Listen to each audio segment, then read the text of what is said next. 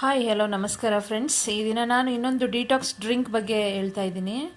ಒಂದು ಸ್ಪೂನು ಮೆಂತ್ಯ ತೊಗೋಬೇಕು, ನೆಕ್ಸ್ಟ್ ಒಂದು ಸ್ಪೂನ್ ಜೀರಿಗೆ, ನೆಕ್ಸ್ಟು ಏಲಕ್ಕಿ ಪೌಡ್ರು ಸ್ವಲ್ಪ ಬೇಕು ಅಂದರೆ ಮಾತ್ರ, ನಿಮಗೆ ಬೇಕು ಅಂದರೆ. ಇದು ಸೋಂಪು ಮತ್ತು ಶಾಹಿ ಜೀರ.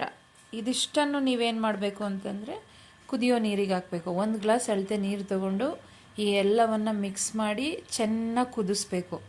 ಈ 1 ಗ್ಲಾಸ್ ಇದ್ದಿದ್ದು 1/4 ಗ್ಲಾಸ್ ಬರಬೇಕು, ಅಂದರೆ ನೀರಿನ ಮೆಜರ್ಮೆಂಟು ಅಲ್ಲಿವರೆಗೆ ಕುದಿಸ್ಬೇಕು. ನೋಡಿ, ಮೆಂತ್ಯ ಹಾಕೋದು ಮರೆತುಬಿಟ್ಟಿದ್ದೆ, ಅದಕ್ಕೆ ಹಾಕ್ತಾಯಿದ್ದೀನಿ.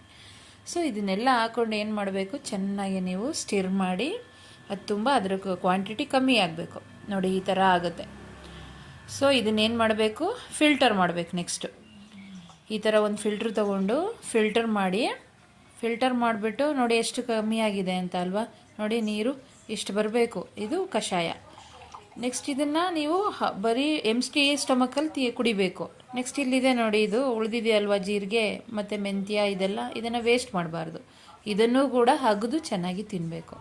ಇದು ನಮಗೆ ಡೈಜೆಷನ್ಗೆ ತುಂಬ ಹೆಲ್ಪ್ ಆಗುತ್ತೆ, ಮತ್ತು ಹೊಟ್ಟೆಲಿರೋ ಬೊಜ್ಜು ಕೂಡ ಕಡಿಮೆ ಆಗ್ತಾ ಬರುತ್ತೆ.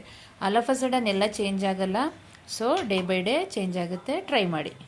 ಬಾಯ್.